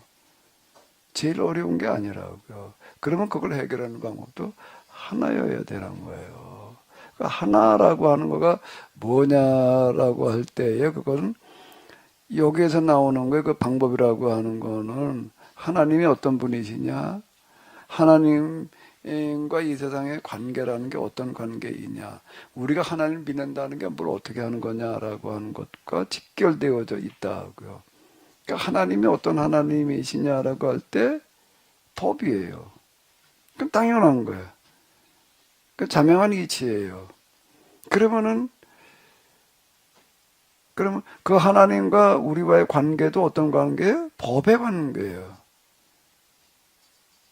하나님께서 만들어 놓으신 법대로 살아야 될 거 아니에요. 법의 관계라는 얘기는 하나님께서 만들어 놓으신 법대로 살아야 되는 거예요. 그분은 법이시에요. 그분의 법이라고 하는 거는 뭘 가지고 할 수 있느냐? 세상을 보면은 알아. 태양이 뜨는 거예요. 지구가 도는 거예요. 태양이 떴다 가라앉았다 그러나? 어떻게 돼요? 저기도 떴다가 저녁에 가라앉나? 어쨌든 별자리가 움직이는 거, 천체의 움직임, 계절, 그리고 지금 나도 아침에 오다가도 산을 쳐다보니까 너무 아름다워. 요즘만 그런 색깔을 띠는 것 같아. 뭐지? 이게 실록. 이건 산 자체가 꽃 같았고 너무 예뻐. 요즘 이제 좀 한 달만 지나도 저 색깔이 안 나는 거야. 그때 이제 좀 시든 느낌이야 이제. 근데 요즘 아주 싱싱한 좀 새 것 같은 그냥 그런 느낌. 다 법이잖아요. 여기 조화가 있다는 게 규칙이 있다라고 하는 거가 다 이거 법을 반영을 하는 거라고요. 하나님을 반영하는 거니까. 그러니까 하나님과 우리와의 관계가 법의 관계여야지 되는 거예요. 그 법이라고 하는 걸 우리는 뭐라고 그러니까 율법, 토라 또는 저는 이제 율법 그러는 표현보다는 율법을 하도 우리가 오해를 해가지고 복음의 반대 모양으로 생각을 해놓는 바람에 내가 일부러 이제 계약법 이렇게 얘기하는데 이게 다 율법을 말하는 거예요. 율법을 가지고서 이제 하나님께서 만들어 오신 법대로 살아야 된다. 그 법이라는 게 이런 거다라고 성경은 얘기하고 있다고요. 근데 이렇게 얘기하고 있는 종교, 그렇게 얘기하고 있는 경전이 있느냐는 안만 봐도 도노는 그런 게 아닌 거예요. 도노는 도덕법, 도덕률을 가지고 얘기를 하는 것일 뿐이지. 예? 불교는 종교 철학을 얘기를 하는 것이지. 나는 왜 내가 왜 성경의 하나님인가라고 한다라고 하게 되면 이게 이 세상에 생겨먹은 이치, 운행되는 이치와 너무 부합하기 때문인 거예요. 성경에서 얘기하는 거가.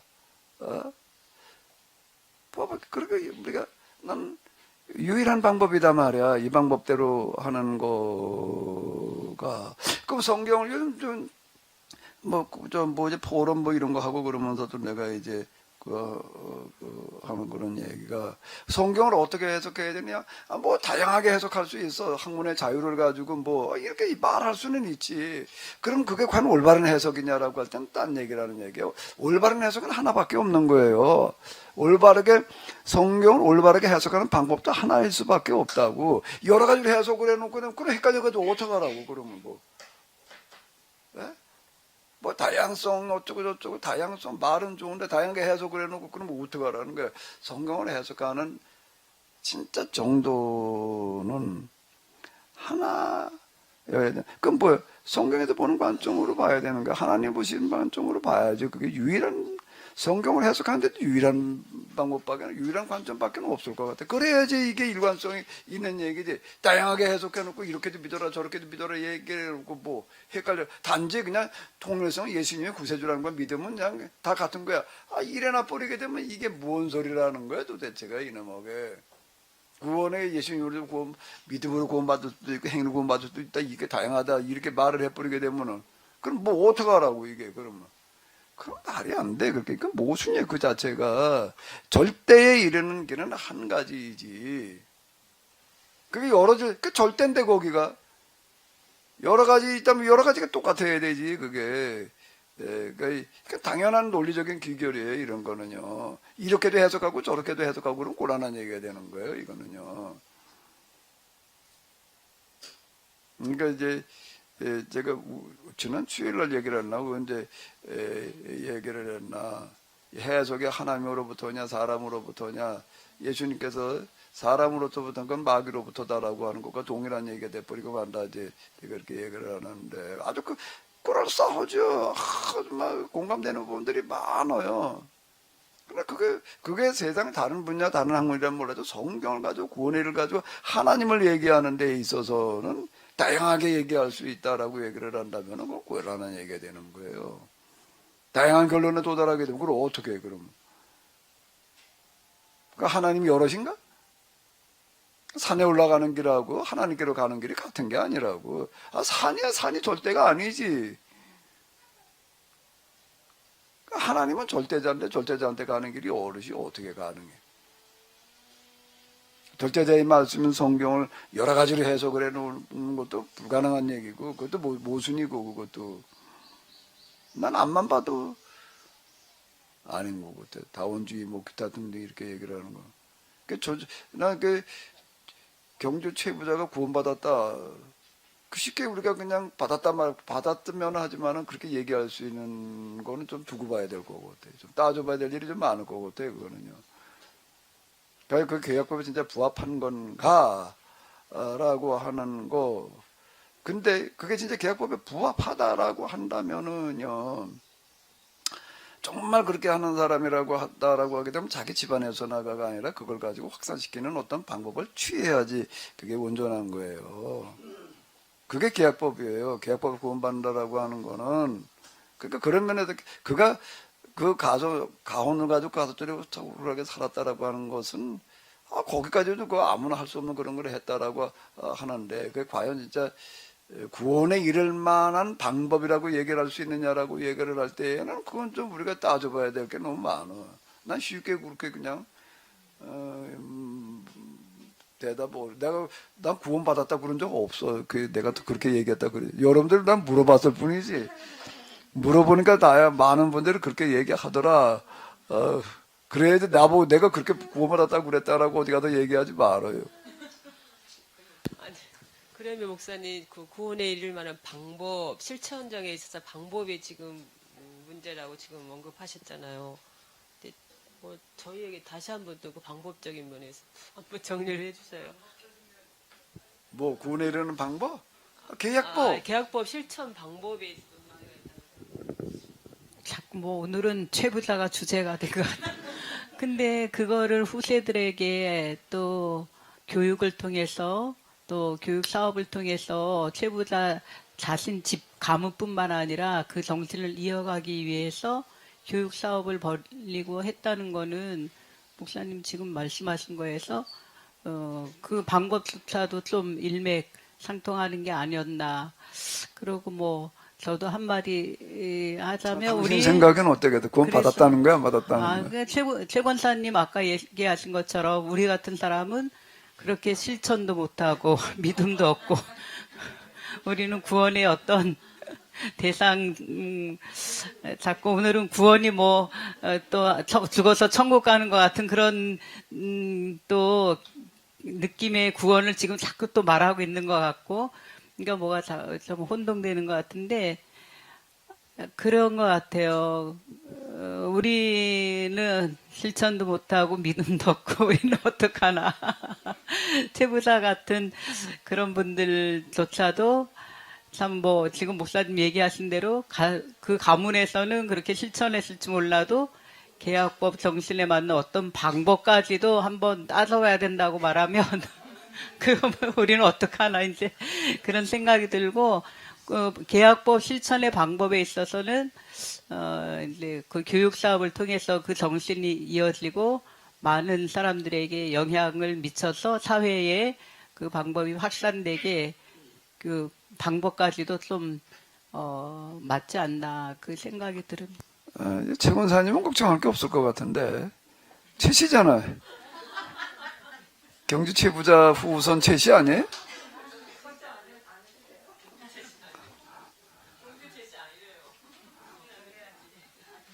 그분이 최씨가 경주 최씨라는 얘기가 아니라 경주에 살았다는 얘기지. 경주 최씨인가?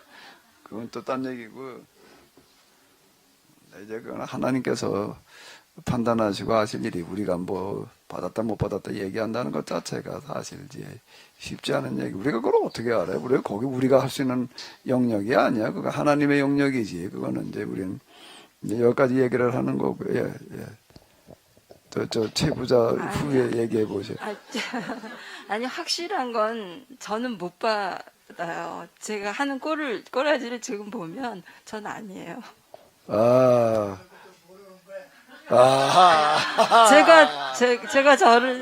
제가 저를 너무 잘 알아서 저는 아니에요. 근데 예, 옆에서 보시기에 구원 받았다고요? 그래서 하나님만 아시겠죠? 이제 우리가 구원 그렇게 얘기를 하는데, 저도 이제 목사님 말씀에 전적으로 같이 마음을 하는 게, 구원이라고 하는 게 쉬운 일이냐? 절대 쉬운 일은 아니라라는 생각이 들거든요. 근데 그리고 우리 바깥에서 우리를 보는 사람들도 저 사람이 뭐 말로 교회 다니고 저런, 우리 저 침 가르치시는 분이 늘 하는 얘기가 그 얘기예요. 예. 그 제가 지난주 수요일 날인가 이번 주, 그러니까 지난주 이제 어디를 가려고 버스를 타려고 하는데, 저기서 버스가 오길래 뛰어가는데 갑자기 이 무릎에서 딱 소리가 나는 거예요. 무릎에서. 그러고 나서 이렇게 털썩 주저앉았어요. 이게. 그래서 이제 이렇게 디딜려고 하니까 아무 힘이 없는 거야. 이 발에. 힘이 안 받쳐. 그래서 다시 집으로 이 쩔뚝거리는 게 아니라 깽깽이 발로 왔지, 이게. 깽깽이 발로 와가지고, 이제 저녁 때니까, 이게 병원에 뭐 못 가고, 이제 그 다음날, 일산병원에 예약을 했는데, 그랬더니 뭐 금요일 날인가 예약이 되더라고. 근데 뭐 당장 아프니까 어떡해. 내가 아프니까. 그래서 명색이 좀 침을 좀 배웠다고, 딱소리 난 이제 배운 대로 침을 좀, 배운 대로는 거는 아니고, 하여튼 그 원리에 따라서 침을 놓으니까 약간 이게 힘이 디뎌지더라고. 근데 이제 그 다음날 자고 나서 아침에 보니까 이 힘이 조금 더 생겼어요. 그래가지고 이제 점심 먹고, 내일 병원에 가야 되니까 이제 오늘 목요일 날 점심 먹고 또 침을 또 놨지. 그랬더니 저녁 때쯤 되니까 이제 거의 완전히 돌아왔어요. 이게 이렇게 걷는데 이렇게 큰 지장도 없고.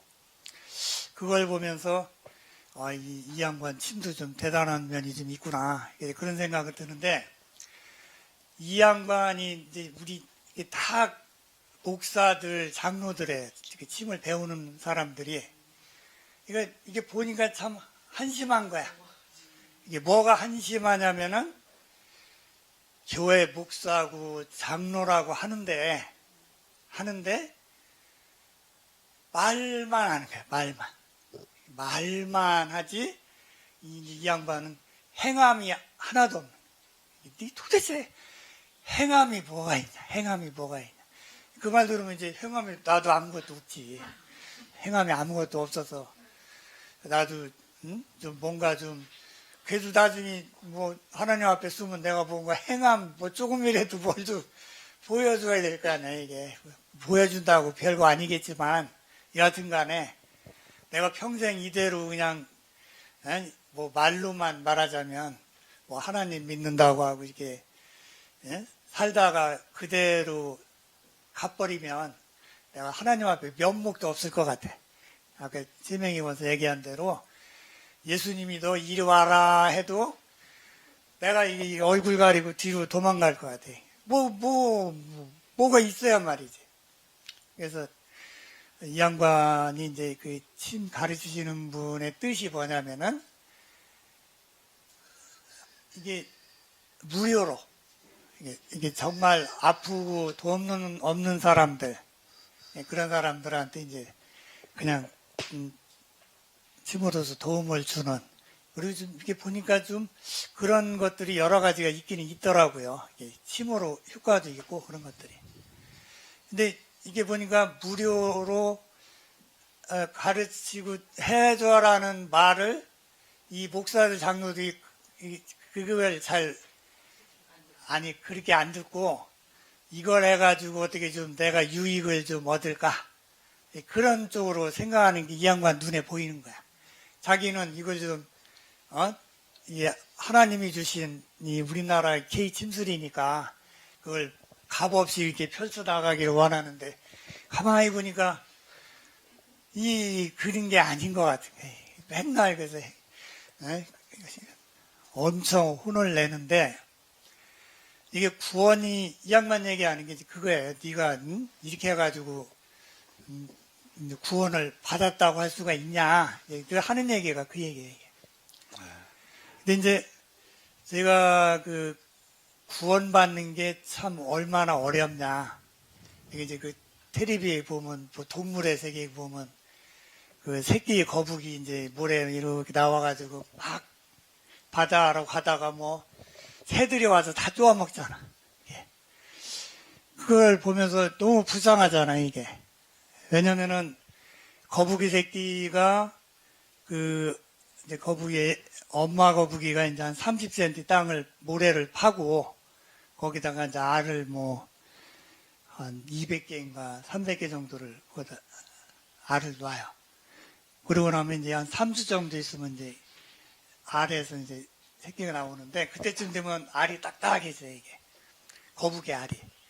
그럼 거북이 알을 거북이 새끼가 이빨로 이렇게 상한 이빨 그러는데 새끼 이빨이 뭐가 있겠어요 이게. 그걸로 알을 안에서 이렇게 알을 이게 알이 이게 마른 알도 아니고 젖은 헝겊 같은 알이 되는 거예요 이게. 이게 안 잘라지는 거예요 말하자면. 그럼 새끼 거북이 이제 그걸 자기 이빨 하나 있는 걸로 계속 까가지고 나와요. 이빨이 다 이제 부러지고 막 상처나고 그러지. 그리고 나서도 30cm 되는 모래를 또 집어 누르는 걸 올라가야 돼. 그걸 모래를 파고 올라가서 이제 밤에 간신히 올라온 다음에도 또 이제 새들을 이렇게 보면서 이제 나와야 되는데 그걸 우리가 먹히는 거북이 새끼는 불쌍하다고 생각을 하고 다행히 막 힘들어가지고 바닷속으로 들어가도 살 확률이 없어요. 바닷속에서도 또 노리는 놈들이 많아.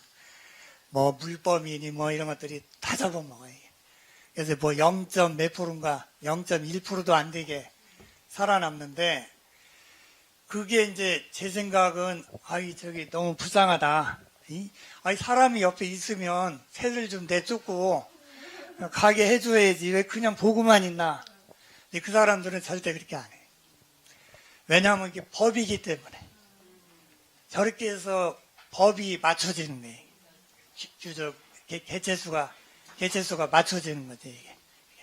그래서 이 법이라고 하는 게 우리가 생각하는 어떤 하나님의 뭐 한없이 자비하시고 사랑을 베풀어 주시고 인자한 그런 법보다는 우리가 구원을 얻기 위한 법이 상당히 이렇게 말하자면 힘든 법이구나. 네, 내가 어떤 감성적으로 어쨌든 감성적으로 이만하면 이 정도면 내가 그래도 이 정도 했으면 이런 생각이 들지는 몰라도 어쨌든 법이라고 하는 잣대는 엄격하잖아요. 이게. 그래서 거기에 부합되는 우리가 법의 구원을 우리가 얻는다고 할 때에는 이 쉬운 구원은 아니구나. 네, 그런 생각들을 좀 목사님 말씀하신 법이라고 하는 의미가, 자연의 법이라고 하는 의미가 그렇게 그냥 좋은 거, 선한 거, 사랑스러운 거, 인자한 거, 이런 것만은 있는 게 아니다. 거기는 아주 가혹하고 힘든 그런, 그게 이제 실제로는 그게 법이다. 그런 생각들이 좀 많이 들었어요. 잡혀먹는 거북이 새끼도 불쌍하지만은요, 반대로 새끼 입장에서 보게 되면요, 먹이란 물으면 또 굶어 죽어야 돼요. 그러니까 이게 서로 맞물려 있는 건데요. 근데 이제 구원이라는 문제가 이제 지금 초점에 올라왔으니까 최 권사님은 난 절대 구원 못 받는다. 그 왜 앉아 있느냐? 왜 와서 앉아 계시냐? 그건 대답을 안 하신 것 같아요. 왜 와서 앉아 있어요? 난 절대 구원 못 받는다. 근데 왜 와요? 변두리라도 있으면 구원을 받을까 해서.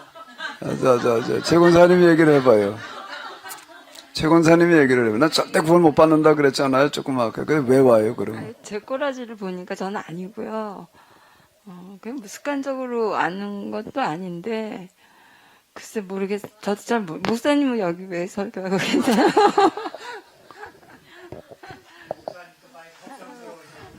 자, 양쪽 새 어렴풋이 생각이 나는데요. 예수님 십자가에 못 박혀 돌아가실 때 양옆에 도둑의 강도가 있는데 거기서 예수님이 하신 말이 구원을 받았다고 하신 건지 자세히는 모르겠는데 거기서 그렇죠. 그러면은 저희도 가능하지 않을까요? 십자가의 강도는 죽어가면서 그때 비로소 이제 예수님을 만나서 알게 됐는데, 그가 할 수 있는 걸 다 한 거라고요. 더 할 수 있는 게 없어요. 매달리는 상태에서 할 수 있는 걸 다 한 거란 말이에요. 그러면은 이제 최선만이 통하는 거예요, 사실. 내가 하나님 앞에서 최선을 다했느냐. 강도는 최선을 다 하는 거예요. 문제는 이제 오늘 우리는 십자가에 매달려 죽어가고 있는 상태가 아니란 말이에요. 멀쩡하게 살아 내 발 구하러 다니고 지금 여태 살아가고 있는데, 과연 내가 그런 최선을 다하고 있는 거냐라고 할 때에는 이제 강도처럼 그냥 믿기만 하면 된다 이렇게 또 얘기할 수 있는 것도 또 아니란 말이에요.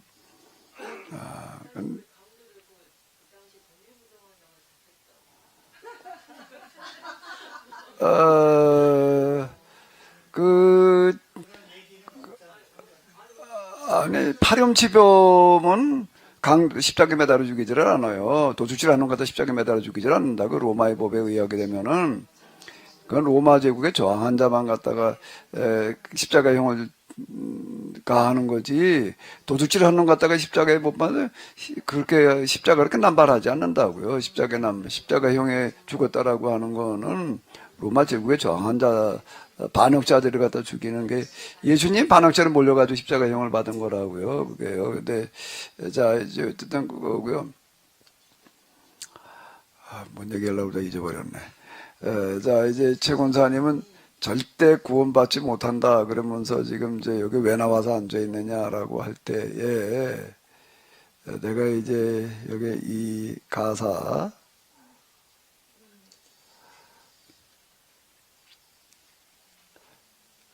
바다야 잔잔해라 풍랑도 멈춰라. 제가 이걸 뭘 여기다 내가 얘기하려고 그런가 하면, 너희도 알았으니 간절한 나의 마음, 민초들의 탄식 한숨, 역사 속에 피 맺힌 한.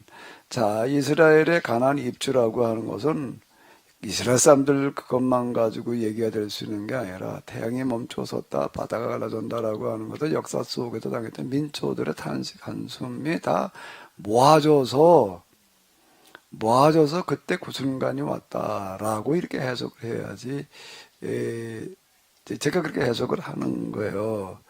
그러면은 여기에 역사 속에서 민초들의 탄식 한숨은 절대 헛된 게 아니었다는, 그게 모여가지고 그 순간이 온 거예요. 그러면 최 권사님은 한 건 아무것도 없지만 와서 앉아 있을 수 있는 이유가 뭘까? 이런 뭐가 있어야 되는 거죠? 간절한 염원과 마음이 중요한 거예요. 난 뭘 한 게 없어. 뭘 어떻게, 지금 나가다 뭘 해볼 거예요? 아니, 뭘 해볼 거예요? 내가 역사 속에 피맺힌 한 이 땅의 천국실은 자나깨나 우리 소원. 자, 이 땅의 천국실은 너와 나의 해야 할 일, 가야 할 길, 존재, 이유. 그러면 우리가 지금 여기서 할 수 있는 가장 큰 것이 뭐냐? 나가서 뭘 그냥 가시적으로 할 수 있는 이런 것들도 큰 것에 들어가겠지만 보이지 않는 가장 큰 것이 있는데 그게 뭐라고요? 마음의 염원인 거야. 간절한 마음인 거야. 이거보다 더 큰 게 없어요. 아니, 하나님의 입장에서 한번 생각을 해봐요. 하나님은 다 아셔. 근데 모세처럼 나가서 할 수 있는 사람은 모세지. 아무나 모세가 될 수는 없잖아요. 다 모세면은 아니, 거기 성경에 60여만 명이 이제 출애굽 대열에 합류했다. 그 60만 명이 다 모세일 수는 없는 거예요. 그죠? 모세는 한 사람이어야 되는 거예요. 왜 갑자기 얼굴이 환해졌어? 자, 성경에 얘기하는 게 뭐냐라는 걸 우리가 똑바로 알아야지 되는데, 하나만 보고, 이건 모세 같은 사람이면 구원받지, 나 같은 놈은 그냥 이렇게 이제, 생각이 들 수 있어요. 그런데, 모세는 모세의 역할이고, 우리 최명희 권사님이 할 수 있는 일 가운데, 모세가 한 일 못지않게, 그보다 더 크게 하실 수 있는 일이 있는데, 이 찬양대로만 하시면 돼. 내가 이걸 말하려고 그런 거예요. 진짜예요, 이거는요. 그 응어리가, 염원이 모여져가지고, 어느 순간 빅뱅이 오는 거예요. 지금 우리가 여기서 할 수 있는 게 이런 마음 가지는 거, 마음은 가져야 될 거 아니야. 이것도 안 가져. 그러면 그건 할 수 없는 거예요. 나는 그것도 싫어. 그러면 그건 방법이 없는 거예요. 근데 이런 간절한 마음은 가질 수 있잖아요. 그 마음은 있어요, 없어요?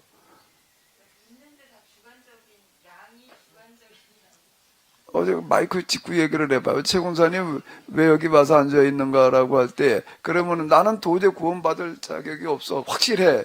그런데 이 마음은 어때? 이런 마음은? 그건 간절하죠. 근데 그 간절의 양이 다 주관적이어서 택도 없다고 느껴지는 거죠. 그럼 나 이 정도면 돼서 그럴 사람은 세상에 없는 거고, 그거는요, 그러니까 지극히 정상인데, 이 계약법의 원리대로 우리가 이렇게 볼 때, 난 구원받아서 이렇게 얘기할 수 있는 사람은 하나도 없고, 있어서도 안 돼. 있어서도 안 돼. 구원이라고 하는 거는 뭔가라고 하게 되면, 내가 그래도 지금 1955년에 태어나가지고서 2023년을 살아가고 있는데, 그런데 내가 살아가고 있는 시대에 지금 이러이러한 난 참 일들이 널려져 있는데, 난 한 게 하나도 없고, 참 나이만 주워 먹었고, 참 이거 정말 입만 살아가지고서 떠들고 있었지 말이야. 참 구원이라고 하는 것은 내가 이 세상에 이런 문제를 해결하는 그건데 나는 구원받을 자격이 전혀 없는 자. 그럼 그렇다고 내 신앙한테 관두는 건 아니고, 왜냐고 한다면은 포기가 되지 않기 때문에. 그래도 그런 간절한 마음은 있기 때문에 이걸 좀 어떻게 좀 해봐야 될 텐데 라는 그 마음 때문에 이러고 있는 거지. 여기까지지. 나는 이제 구원받을 수 그건 있을 수 없어. 그렇게 생각하는 사람이 있어서도 안 돼. 우리 구원파 입장에서는 나는 구원받아서 맨날 몇 시에 구원받아. 그건 구원에 대한 착각 때문에 그렇게 말하는 거지요. 우리가 이런 간절한 마음을 가지고 모여서 기도하고 나누고 우리가 또 할 수 있는 데까지 할 수 있는 데가 밥알 하나이라도 사수도 구워 나가지 않게 해라 말이야. 밥알만이 아니라 국물도 나가지 않게 해라. 어느 날 국을 퍼다 놨는데 그냥 너무 많이 퍼다놔가지고 이놈을 다 마시자니 그냥 마시다가 너무 많아. 그 개를 갖다 줄까? 개가 먹나? 내가 먹다 냉기는 국물만 그거 개가 먹을 수도 없고 이걸 어떻게 해야 돼? 그때 그냥 갖다 놓으면 하수도 구멍으로 들어갈 거고 어떻게 해야 돼 지금?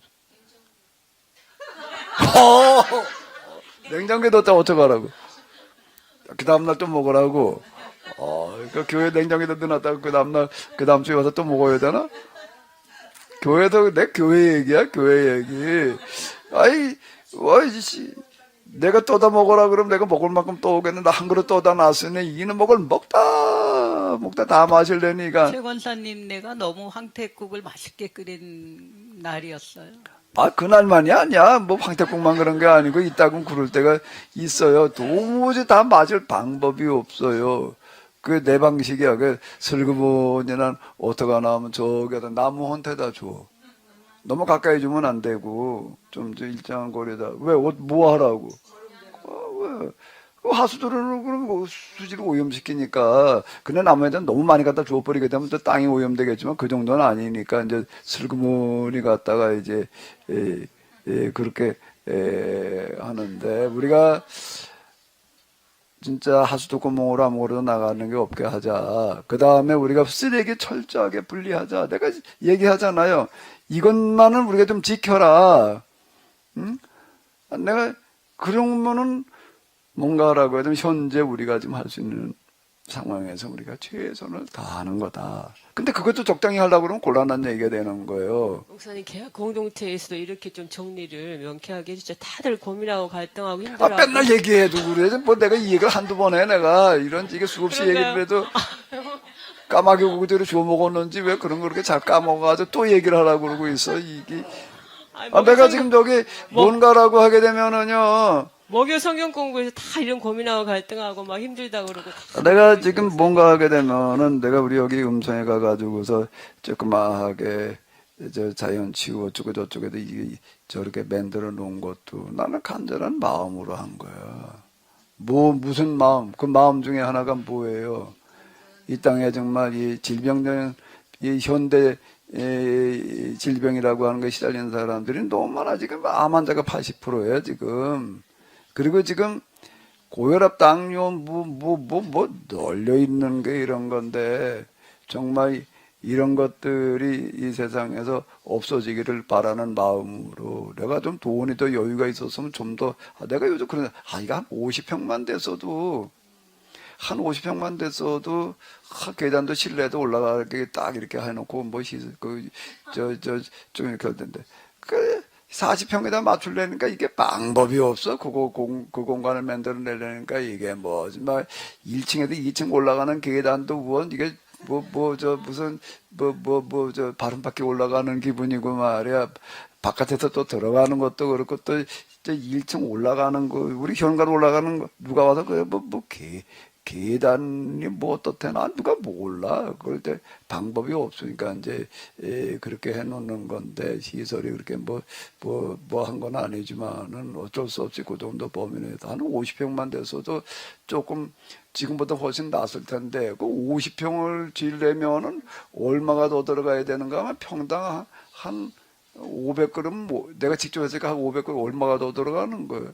이게 계산이 안 나오는 거야. 내가 감당이 안 돼서 이제 어쩔 수 없이 그냥 이렇게 이제 타협을 해놓는 어떤 이제 이런 건데요. 나는 그게 뭔가 하면 간절한 마음에 담겨져 있는 거.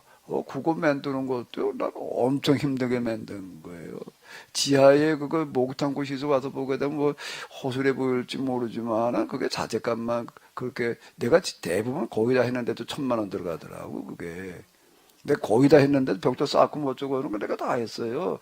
타일까지 붙이려고 그러다가 그거 내가 그까지는 시간이 안 되더라고. 그까지 붙일 시간이 없어가지고서 타일은 그게 1,000만 원 들어가더라고. 그거 웃어 보여도 그거 이렇게 하나 자재값 보고 그 타일이 오주면 사람 하나 불렀다면 40만 원, 50만 원이야 이게 지금. 그게 나흘 반 와서 일했어요. 그 타일 붙이는 게 4일 반.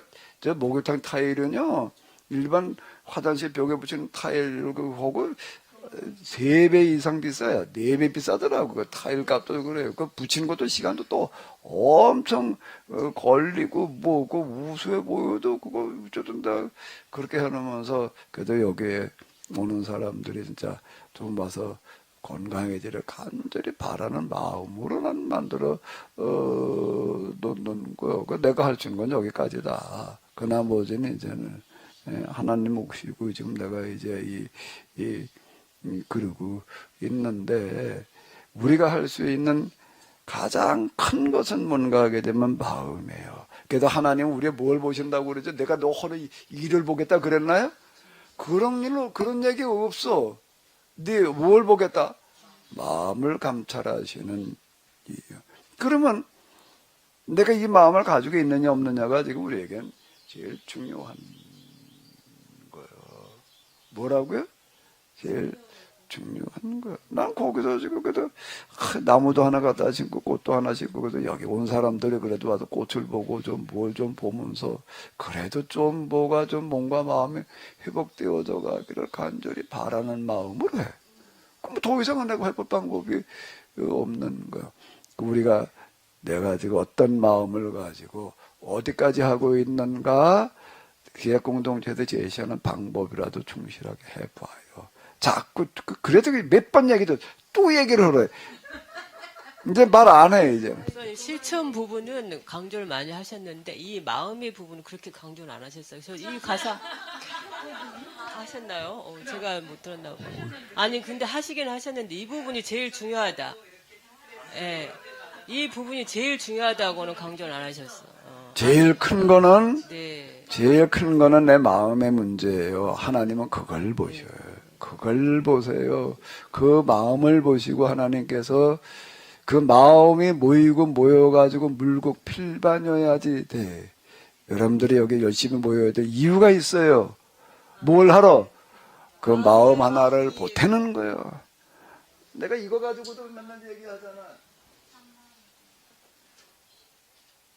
아직도 이해가 안 되고 내가 이걸 가지고 얘기를 해보게. 이게 영의 세계나 물질의 세계나 원리와 이치가 같다. 이거는 굉장히 무거운 거예요. 무거워요. 요거는요. 뭐지 보여요? 뭐 이 박사 사모님 뭐예요? 안 보이지. 못 중에서 내가 뭘 갖다 놨냐면 제일 조그만 못을 갖다 놨어. 제일 조그만 못 중에서 제일 조그만 못이에요. 이거보다 더 적은 못이 또 있나 몰라. 철물점에 가서 살 수 있는 못 중에서 이거보다 더 작은 게 없어요. 그러면은 봐봐요. 이제 고무줄을 달아놔서 좀 전에 내가 이 무게를 이래서 이놈은 못하게 하나 나가지고서 이게 끄떡이나 하나? 안 하는 거야. 그러면 이건 최군사님 마음이야. 이건 누구 마음이야? 이화석 사모님 마음이야. 이것도 누구 마음이야? 이거 누구 마음이야 이거는? 자 고진석 수사님 마음이야 이거는. 또 이건 누구 마음이야? 이춘재 권사님 마음이야. 이게 하나하나가 모이면 나중에 가가지고 어떻게 될까요? 어느 시점쯤 가면 어떻게 될까? 이게 이렇게 순간이 오는 거예요. 나는 뭐 할 수 있는 게 참 아무것도 없지만 그래도 뭐 하나 보태러 온다? 이거 하나 보태러 온다는. 그래도 하나님께서는 내 마음을 그래도 좀 봐주셨으면 하는 그런 간절한 마음을 가지고 와요. 그리고 와서 정말 안타까운 마음으로 또 오는 곳만 와서 다가 아니야. 온 곳만 다가 아니야. 와서 어떡하라고? 간절한 마음으로 좀 기도 좀 해. 에? 그러면은 이게 모여가지고 이렇게 되는 거예요. 이게. 그러면 이게 모이게 되면 어느 순간 바다가 갈라지는 거예요. 홍해바다는 그래가지고 갈라지는 거예요. 모세 능력 때문에 모세가 무슨 뭐 능력이 있어가지고 하나님께서 모세의 지팡이에다가 능력을 실어줘 가지고 맞는 얘기인데 그 능력은 하나님에게서 나왔지만은 동시에 뭐의 능력인가 하면 그 이전에 살았던 수많은 사람들의 민초들의 눈물과 탄식과 통곡에서 나오는 거예요.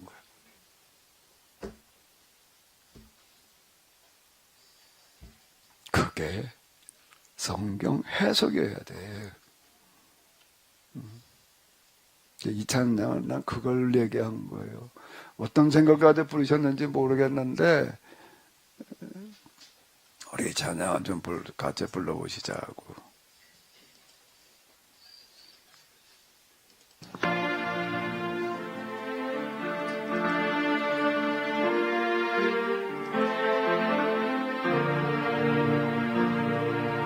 바다